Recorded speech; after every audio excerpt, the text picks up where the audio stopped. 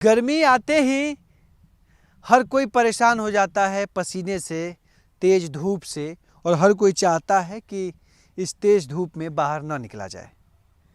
लेकिन ये तो बात इंसानों को लेके हुई, लेकिन यही चीज़ पशुओं पे भी लागू होता है। और सबसे बड़ी बात ये होती है कि जब पशुओं पे जब तेज़ धूप या गर्मी का जब प्रकोप बढ़ता है तो उनके दूध उत्पादन पे असर देखने को मिलता है। और प्रायः देखा जाता है कि जो नॉर्मल वो दूध देती हैं पशु, उससे उनका गर्मी अधिक होने पे वो दूध का जो परसेंटेज हो जाए, प्रतिशत होता है, वो कम हो जाता है। लेकिन उस दूध को, प्रतिशत को गर्मी में भी बनाए रखने के लिए हरा चारा ज़रूरी है। तो उसी हरा चारा को लेके हम आए हैं कि कौन सा हरा चारा गर्मी के सीज़न में देने पे उनका जो दूध प्रतिशत है उसमें कमी ना आए, इसी को लेके आज हम बातचीत करेंगे। और इसके लिए हमारे साथ डॉक्टर साहब हैं, डॉक्टर दुष्यंत कुमार सर हैं, पशु वैज्ञानिक हैं, और सर किसान तक पे हमेशा जानकारियाँ देते रहते हैं टाइम टू टाइम कि क्या क्या चीज़ें हैं, कैसा समय चल रहा है, उसके अनुसार क्या करना होगा। तो आज चर्चाओं में हम बात करेंगे हरा चारा को लेके कि गर्मी के सीज़न में अगर आपके पशु जो हैं दूध देना कम कर चुके हैं या लगता है कि दूध उनका कम हो रहा है, तो उसको बढ़ाने के लिए आपको हरे चारे का उपयोग करना होगा। कौन सा हरा चारा खिलाएं, क्या खिलाएं, इन तमाम चीज़ों को लेकर बात होगी। सर किसान तक में आपका स्वागत है। सर हम लोग तो इसको हम लोग चरी बोलते हैं। चरी, हाँ सही बोला आपने, चरी बोलते हैं। तो सर ये मददगार साबित होगा या और भी हरे चारे में लिस्ट में है? देखिए, एक तो सबसे पहले आपने जो बताया कि जो गर्मी है अपने चरम पे इस समय है, और टेम्परेचर का जो इफ़ेक्ट आता है वो बहुत ज़्यादा है। खासकर जो बिहार क्षेत्र में मैं घूमता रहता हूँ काफ़ी जगह, तो वहाँ पे मैंने देखा कि ये जो हमारी क्रॉस ब्रीड है, एचएफ क्रॉस काऊ ज़्यादा पाई जा रही, तो उनके लिए तो गर्मी समझिए एक तरह से एकदम जहर की तरह है। क्योंकि वो जो जहाँ से आई हैं, जहाँ से उनकी उत्पत्ति है, वो एकदम ठंडे प्रदेश होते हैं। तो यहाँ पे कैसे उनको मैनेज करें, एक तो उनका आवास प्रबंधन, ये सब जो करना तो है ही, लेकिन सबसे बड़ी बात जो चारा है उसको कैसे मेंटेन करें। तो अगर आपके पास हरा चारा नहीं है तो ये बड़ी दिक्कत आती है कि हरा चारा को कैसे मेंटेन करें, या आपके पास ज़मीन भी है, आपने सही से प्लानिंग नहीं की कि हरा चारा गर्मियों में कैसे रहे। तो इसके लिए सबसे बेहतर है कि आप एक तो round the year green fodder production का एक चार्ट बनाइए। उसमें आपको ये होगा कि आपकी जब गर्मी आते आते आपके चारा जो है हरा चारा तैयार मिलेगा। उसमें क्या करना है, जैसे मेज़ को आप फरवरी में ही लगा दीजिए। मीन्स जो मकई है उसको फरवरी, चारे वाली मकई जो आती है उसको लगा दीजिए, फरवरी में लगा दीजिए। उसके बाद आप मार्च अप्रैल तक आते आते आप लगा दीजिए ये चरी, जिसको बोलते हैं, कई नाम हैं इसके, सूडान चरी बोल दीजिए, सारगम बोल दीजिए, एमपी चरी बोल दीजिए। सूडान और एमपी चरी का क्रॉस है। तमाम वैरायटीज़ हैं, जैसे पंत 1 to 6 लेवल तक हैं, PC 1 2 3 4, इस तरह से भी वैरायटी हैं। तो तमाम वैरायटियाँ भी हैं। इसमें आप एक बेहतर वैरायटी चुनाव करके अपने क्षेत्र और एरिया के अनुसार उसको कर सकते हैं। ये दूध का असर डालता है गर्मी? निश्चित तौर पे जो हमारे जितने भी हरे चारे हैं उसमें देखिए प्रोटीन का कंटेंट होता है।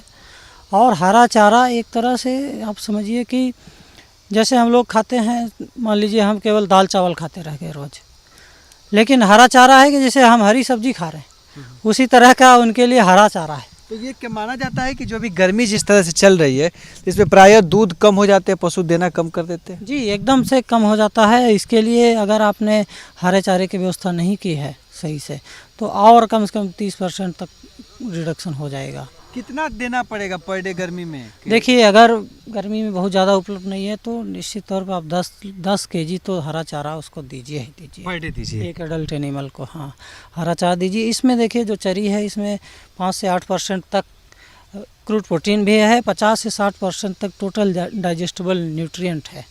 तो ये चीज़ें जो हैं ये बहुत लाभ करती हैं पशु के दुग्ध उत्पादन के लिए। और ख़ास बात ये होती है, हरे चारे में जो पानी की मात्रा होती है वो हमारे जो एक्स्ट्रा पानी लगता है हमारे एनिमल को, उसकी भी पूर्ति करती है। कई बार हम लोग पानी पिलाने में भी आलस कर देते हैं, तो अगर मान लीजिए केवल भूसा खिला रहे हैं तो पानी इंटेक इतना ज़्यादा उसका ज़्यादा है। अगर कोई पशुपालक के पास हरा चारा नहीं है तो उसके लिए भी एक सलाह है कि आप उसको दाना से कंपनसेट कीजिए, कम से कम दाना दीजिए।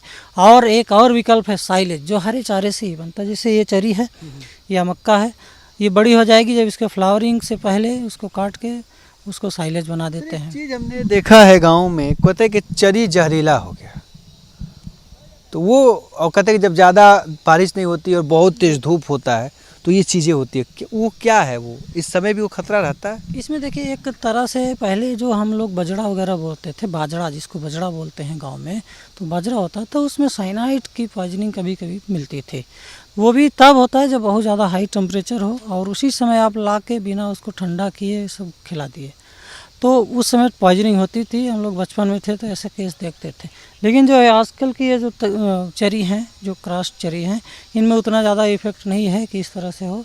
और ख़ास बात यह है कि इनको जो एकदम सूखा नहीं रखना खेत।